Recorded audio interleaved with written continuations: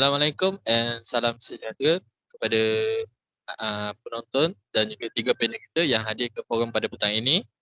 So, pertama sekali saya ingin perkenalkan diri saya iaitu saya Muhammad Faisal bin Muhammad Fauzi, moderator anda pada petang ini. So, pertama saya akan perkenalkan 3 orang panel kita yang kacak lagi bergaya dengan perpakaian baju kemas iaitu yang pertama daripada pensyarah daripada Universiti Malaya dalam bidang kesihatan Dr. Muhammad Azam Hakimi dan juga jurutera awam kita iaitu Dr. Muhammad Azri Irfan. Okey, yang seterusnya iaitu pegawai tugas-tugas khas operasi daripada Kementerian Tenaga dan Sumber Asli Datuk Seri Kesavan. Okey, terima kasih kerana hadir pada forum petang ini. Sebelum kita memulakan perbincangan pada petang ini, saya ingin memberi sedikit definisi mengenai air bersih. Bila disebut air bersih, semua orang boleh membayangkan air minuman atau air yang keluar dari paip rumah kita untuk kegunaan seharian. Manakala sanitasi pula adalah sistem kawalan kebersihan awam seperti sistem pengubahan dan limpahan. Namun tidak semua air boleh diminum dengan begitu saja tanpa melalui proses penapisan dan pembersihan sehingga disahkan selamat untuk digunakan oleh pihak yang bertanggungjawab. Manakala sanitasi pula boleh difahami sebagai sistem kawalan kebersihan awam termasuk bekalan air bersih, pembuangan sampah dan pembuangan najis. Akses kepada air, sanitasi dan kebersihan merupakan hak setiap manusia, namun masih terdapat berbilion manusia pada saat ini menghadapi kesukaran dan cabaran hanya untuk mendapatkan keperluan paling asas ini. Memandangkan panel kita adalah pakar kesihatan, so saya ingin bertanya kepada Dr. Azam Hakimi, apakah kesan kekurangan akses kepada air bersih dan sanitasi kepada masyarakat? Terima kasih kepada saudara Encik Faisal atas soalan itu tadi. Kat sini saya nak terangkan beberapa kesan negatif yang mungkin berlaku apabila berlakunya kekurangan akses kepada air bersih dan juga sanitasi boleh memberi kesan serius kepada kesihatan dan juga kesejahteraan rakyat.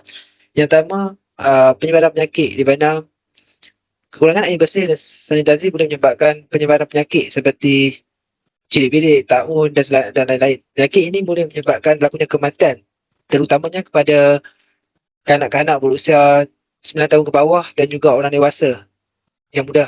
Orang dewasa seperti orang tua-tua.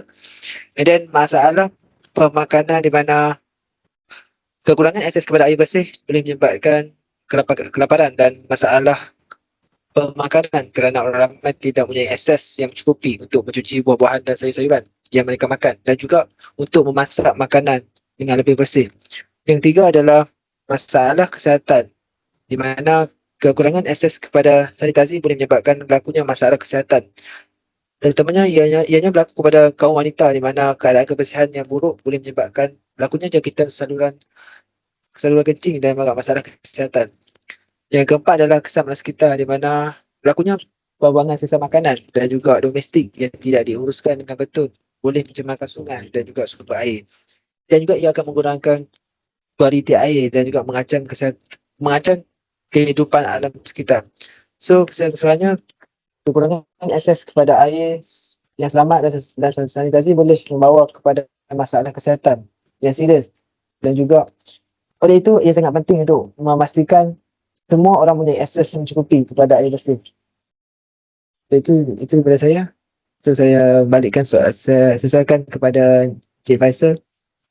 Okey, terima kasih Dr. Azam Hakimi. So, tenang dulu, tarik nafas dulu. Kita ada soalan kedua yang saya dapat dari Facebook yang menyatakan soalan dia berbunyi seperti ini. Apakah peranan dan tanggungjawab sektor kesihatan dalam memastikan akses kepada air bersih dan sanitasi yang mencukupi untuk masyarakat? Mungkin Dr. Azam boleh menjawabnya. Terima kasih kepada soalan yang kedua daripada Cik Menteri Cik Faisal. Okey, apakah sektor kesihatan mempunyai peranan tanggungjawab yang penting dalam memastikan akses kepada air bersih dan sanitasi yang cukup untuk masyarakat? Kat sini saya nak senaraikan beberapa peranan dan tanggungjawab yang boleh dijalankan oleh sektor kesihatan. Yang pertama, kita lakukan penjalian dan pemeriksaan sumber air, iaitu pemasangan sanitasi dan sistem bahagian air dan sanitasi untuk memastikan keselamatan dan kebersihan. Yang kedua, kita boleh menjalankan ujian dan analisis kualiti air untuk memastikan air yang digunakan oleh orang ramai adalah selamat dan juga bebas daripada bahan-bahan yang tidak baik lah, maksudnya bahan yang adanya bakteria yang tidak baik untuk kesihatan. Yang ketiga, menyediakan rawatan perubatan yang diperlukan kepada individu yang terjejas oleh penyakit yang berkaitan dengan air dan sanitasi yang buruk.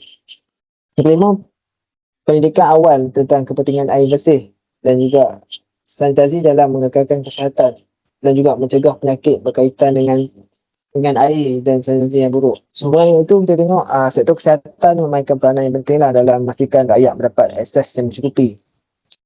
Ini boleh membantu mencegah penyakit yang berkaitan dengan air dan sanitasi yang buruk serta meningkatkan kesihatan awam secara keseluruhan. So itu jawapan daripada saya. So saya serahkan kepada Encik Monitor kita, Faizul. Dipersilakan. Okay, terima kasih sekali lagi Dr. Azam atas ulasan itu. Okay, saya nak tanya kepada Pegawai Tugas Khas Operasi, Datuk Seri Kesawan. Jadi pihak kesihatan, Dr. Azam ada menerangkan mengenai penyakit yang kita akan dapat dan juga peranan sektor kesihatan. Bagaimana pula kerajaan dapat memastikan ia memenuhi tanggungjawab dari segi menyediakan akses air bersih dan sanitasi yang mencukupi untuk semua rakyat, terutamanya mereka yang berada di kawasan yang terpencil dan terpinggir.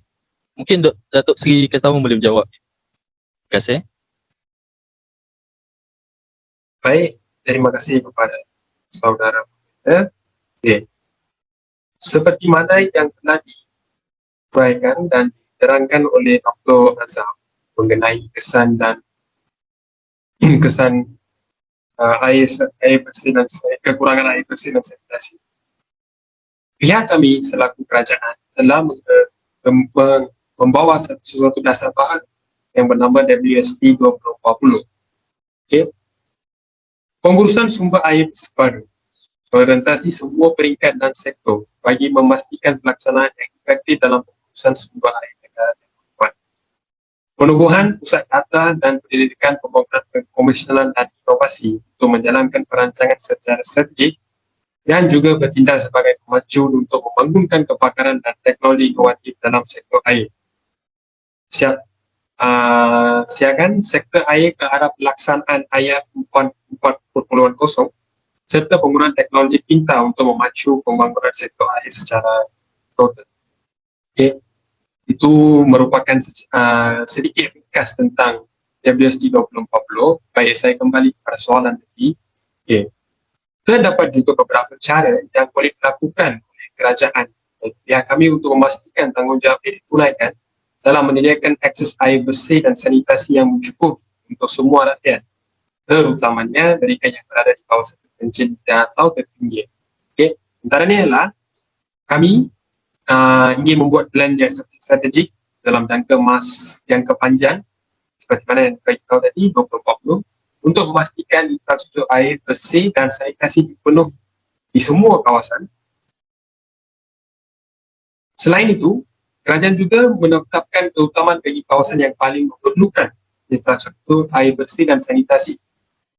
Selain daripada itu juga, kerajaan pihak kami telah memperuntukkan bajet sebanyak 13.3 bilion ringgit untuk membina, membaiki dan menyelenggara infrastruktur air bersih dan sanitasi di semua kawasan, termasuklah kawasan terpencil atau terpinggir. Hal ini, semua ketiga langkah ini adalah untuk mengurangkan kadar kekurangan bekalan air bersih dan sanitasi kepada masyarakat negara kita. Meningkatkan kapasiti untuk meningkatkan kapasiti sumber manusia dalam bidang infrastruktur air bersih dan sanitasi termasuk di kawasan terpencil dan terpinggir bagi memastikan infrastruktur yang dibina dapat dikendalikan dan diurus dengan baik. Setakat ini, inilah perancangan kita dalam WSD 2040. Ya, terima kasih kepada Datuk Seri Kesawan. So, saya tahu bukan saja kerajaan memainkan peranan penting untuk mengatasi masalah kekurangan air bersih, tetapi masyarakat juga harus memainkan peranan penting. Soalan saya, apakah yang boleh dilakukan oleh masyarakat untuk membantu mengatasi masalah kekurangan akses kepada air bersih dan sanitasi. Baik, saudara Peter. Okay. Seperti mana yang diuraikan ini, pelaksanaan WCT 2040 ini telah dibahagikan kepada 4 fasa, iaitu fasa 1, fasa 2, fasa 3 dan fasa 4. Dia memang mengambil jangka masa yang panjang sehingga 2040, di mana tugas utama kami adalah untuk menyedarkan, untuk memberi kesedaran awam kepada seluruh rakyat Malaysia mengenai kepentingan air bersih dan sanitasi. Justru, masyarakat boleh melakukan beberapa perkara untuk membantu mengatasi masalah kekurangan akses kepada air bersih dan sanitasi. Caranya adalah mengurangkan pembasiran air dan menjimatkan penggunaan air untuk keperluan harian seperti mandi, cuci dan masak. Seterusnya, mereka juga digalakkan untuk amalan sanitasi yang baik seperti kerap mencuci tangan dan membuang sampah dengan betul supaya mengekalkan kebersihan alam sekitar dan juga sesebuah kawasan tersebut. Seterusnya juga, mereka juga digalakkan untuk membentuk kumpulan komuniti untuk memantau ketersediaan dan kualiti air bersih di persekitaran mereka dan bekerjasama dengan pihak berkaitan untuk menambah baik sistem bekalan air dan sanitasi.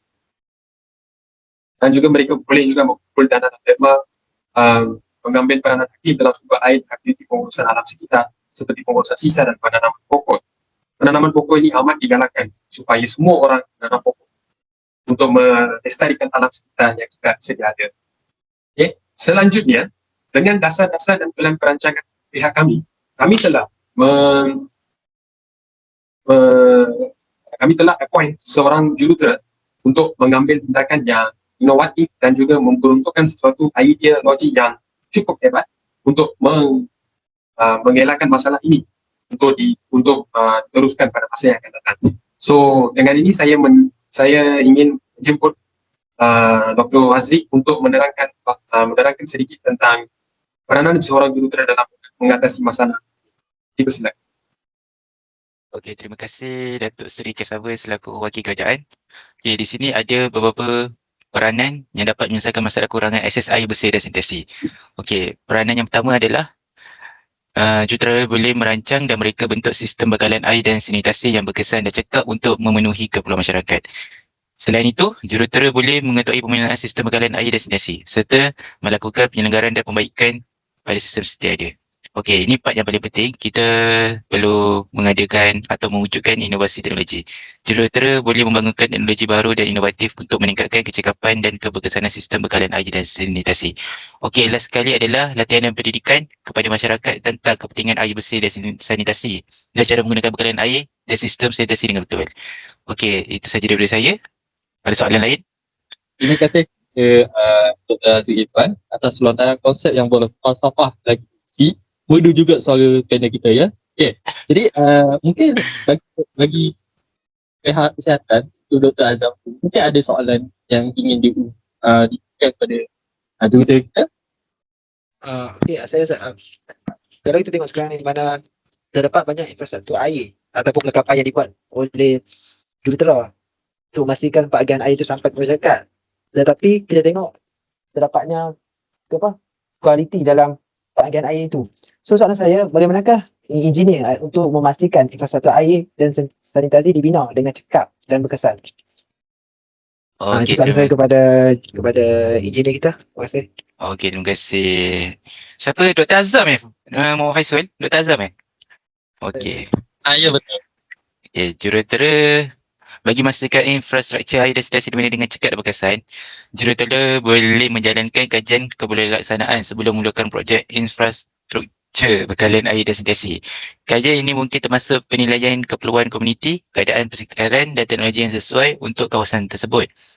Okey, yang kedua, mesti merancang dengan teliti infrastruktur air dan sanitasi, termasuk menentukan reka bentuk yang betul, mengira kos yang perlu digunakan dan memiliki teknologi yang sesuai untuk sesuatu kawasan tersebut. Misalnya, sampai sekarang bekalan air di Selangor masih terganggu. Kita telah mencari beberapa idea kepada pihak kerajaan. Okey, yang ketiga adalah menggunakan teknologi yang berkesan. Okey, sebagai seorang jurutera, kita perlu memastikan bahawa teknologi yang digunakan untuk infrastruktur air dan sanitasi adalah berkesan dan memenuhi piawaian yang ditetapkan. Teknologi yang berkesan dapat membantu memaksimalkan penggunaan sumber dan mengurangkan kos. Okey, yang terakhir adalah jurutera perlu memastikan infrastruktur air dan sanitasi diselenggara dengan kerap untuk memastikan ia berfungsi dengan baik. Kita kena buat recycle water. Okey, penyelenggaraan tetap boleh membantu untuk mengurangkan kos penyelenggaraan jangka panjang dan memastikan infrastruktur boleh digunakan untuk jangka masa yang panjang. Okey, itu sahaja jawapan saya untuk Dr. Azam. Okey, terima kasih. Sungguh syahdu sekali kata-kata daripada ahli panel kita yang ketiga. Hadirin sekalian, setelah mendengar hujah dan penerangan daripada ketiga-tiga ahli panel, dapatlah disimpulkan bahawa kerajaan memandang serius mengenai isu air bersih dan sanitasi yang berlaku di negara kita.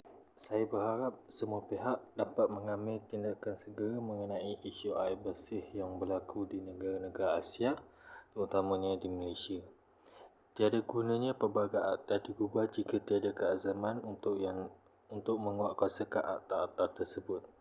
Janganlah apabila ada pendedahan yang dibuat oleh media massa, barulah beriktihad menyelesaikan masalah. Sebelum kita menuding jari kepada mana-mana pihak, elok kita renungkan sejenak. Lautan itu dunia, bahtera itu kita, kemudi itu agama, peliharalah bahtera daripada karam di lautan dunia. Sebelum mengakhiri bicara forum kita pada hari ini, terimalah serangkap pantun yang berbunyi, tenang-tenang air di kali, tempat mandian putera-puteri. Sempurna sudah majlis tirai, salah dan silap harap dimaafi. Sekian, terima kasih.